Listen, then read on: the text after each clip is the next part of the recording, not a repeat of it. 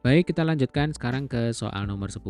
Gunakan X untuk menyatakan salah satu ukuran panjang persegi panjang dan gunakan Y untuk menyatakan ukuran lebar. Ya, berarti X itu panjang, Y itu lebar dari sebuah persegi panjang.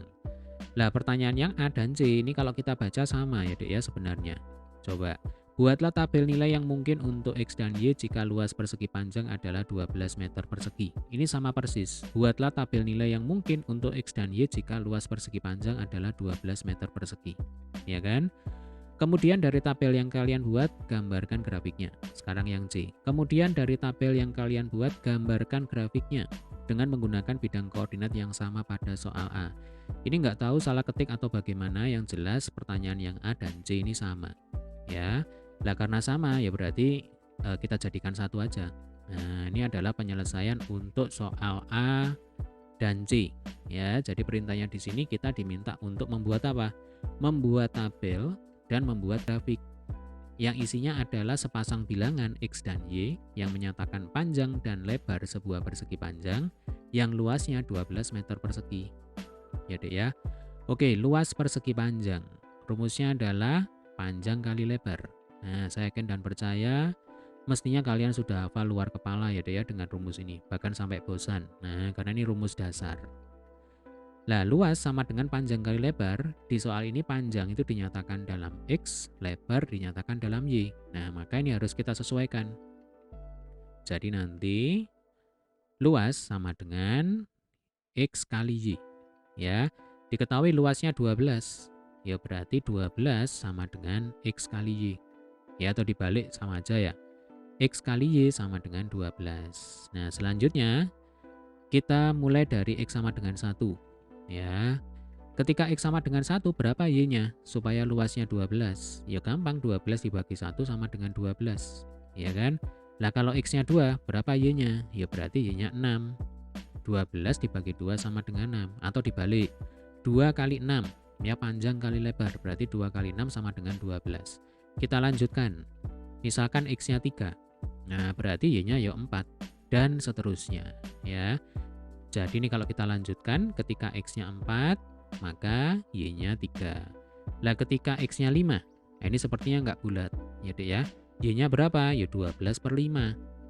Ya kan, 12/5 itu sama dengan 2,4. Ya. Kalau X-nya 6, berarti Y-nya 2 dan seterusnya. Lah ini penyelesaiannya. Ya. Ini adalah tabel yang berisi panjang dan lebar sebuah persegi panjang, gitu ya. Yang luasnya berapa? Yang luasnya 12 meter persegi. Nah, jadi sekali lagi ini bisa terus kita lanjutkan ya. Kita cukupkan sampai di sini aja. Oke, kita buat garisnya seperti ini. Nah, sampai sini bisa dipahami ya, Dek ya. Nah, sekarang tugas kita selanjutnya adalah apa? Membuat grafik ya. Kita menggambar grafik berdasarkan tabel yang telah kita buat. Ya, bisa yang gambar grafik ya. Berarti ini adalah sumbu Y. Nah, kemudian yang ini adalah sumbu X. Ya, kita gambarnya nggak usah bagus-bagus. Nah, nanti kalau kalian pindah di buku, boleh kalian menggunakan penggaris ya, supaya skalanya itu pas. Oke, langsung aja. Berarti ketika X-nya 1, ya, Y-nya 12. Nah, misalkan di sini. Kemudian ketika X-nya 2. Nah, ini kita lanjutkan dulu lah ya. 1, 2, 3, 4. Kalau 5 kan 2,4. Kita pakai yang bulat-bulat aja ya. Ini 5, kemudian ini 6 dan seterusnya. Nah, coba ketika X-nya 1, Y-nya 12. Nah, ini kan ditarik garis seperti ini. Ya, ini adalah koordinat yang pertama. Kemudian ketika X-nya 2, ya, Y-nya 6. Nah, misalkan 6 itu di sini, separuhnya 12 ya. Kita tarik garis. Nah, jadinya seperti ini. Lalu ketika X-nya 3. Nah, Y-nya sama dengan 4. Ya, misalkan di sini itu 4. Nah, lalu ketika X-nya 4, Y-nya 3. Ya, berarti di sinilah ya. Nah, oke.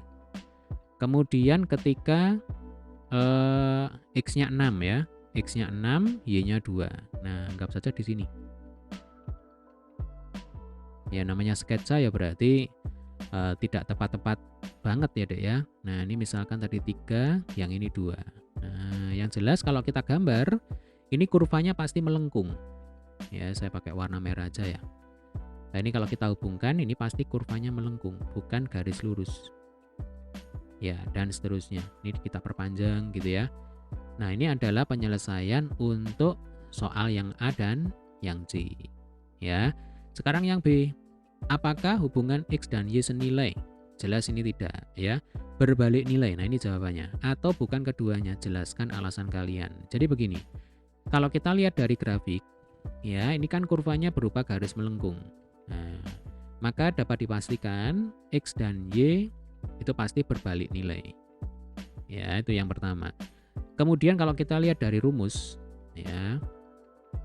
Jadi kan rumusnya itu X kali Y sama dengan 12, ya kan? Atau langsung aja ditulis ini ya. Nah, kalau X kali Y sama dengan 12, ya Dek ya, berarti X itu kan sama dengan 12 per Y. Nah, ini. Kalau X sama dengan 12 per Y, X-nya di atas, Y-nya di bawah. Ini adalah ciri dari perbandingan berbalik nilai.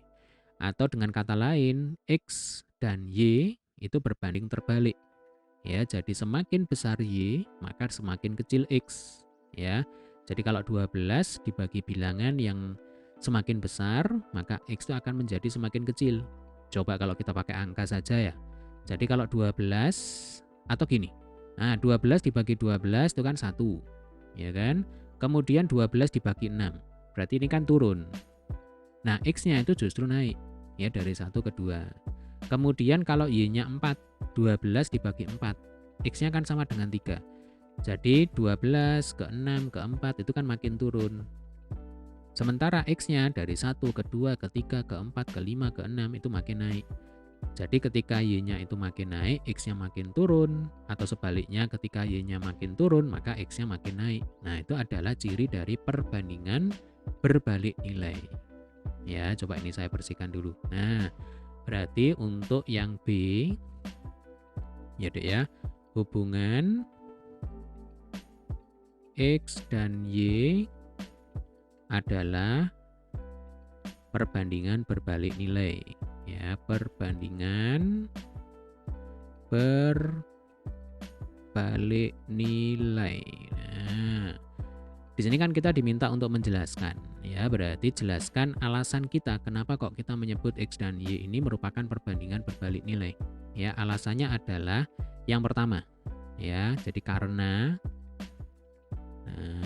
satu, kurvanya, nah ini kita bicara grafik ya, kurva berupa garis melengkung. Nah, garis melengkung. Ini berarti merupakan perbandingan berbalik nilai. Sebab kalau perbandingan senilai, grafiknya itu berupa garis lurus ya, kurvanya itu berupa garis lurus. Kemudian berpotongan dengan pusat koordinat 0,0.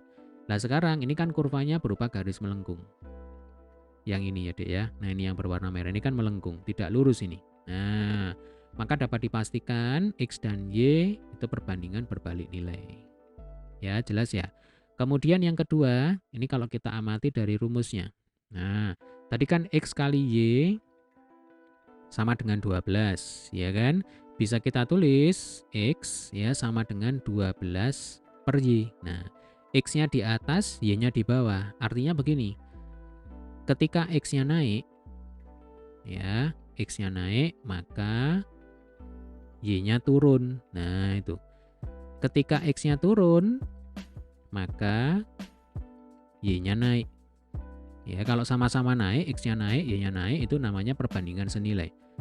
Ya, kalau X-nya turun, Y-nya turun, itu perbandingan senilai. Tetapi ketika X-nya naik, Y-nya turun. Dan sebaliknya ketika X-nya turun, Y-nya naik, maka itu merupakan perbandingan berbalik nilai.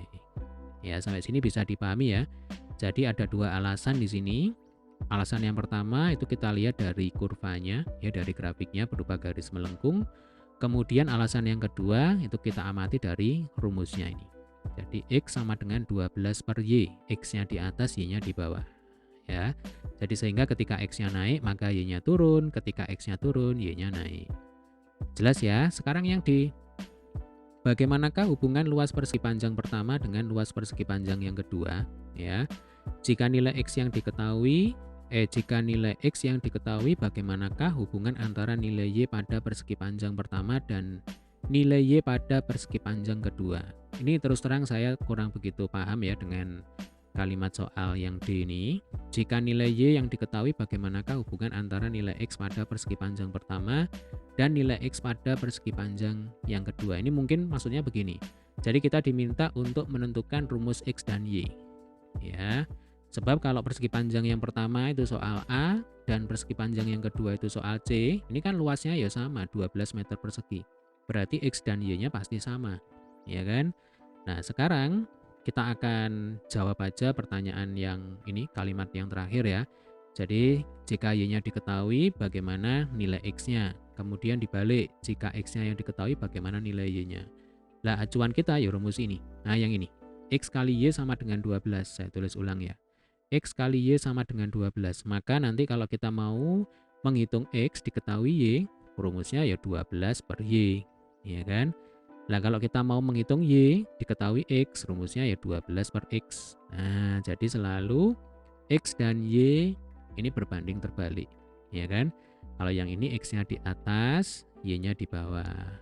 Kemudian kalau yang ini, ya Dek ya, Y-nya itu di atas, X-nya sekarang di bawah. Makanya dikatakan X dan Y itu berbanding terbalik. Ya. Oke, demikian tadi adalah pembahasan untuk soal nomor 10. Ya Dek ya, jika ada pertanyaan, ada kesulitan, jangan sungkan untuk tulis di kolom komentar. Terima kasih telah menyaksikan video ini hingga selesai. Sampai ketemu di video pembahasan soal berikutnya.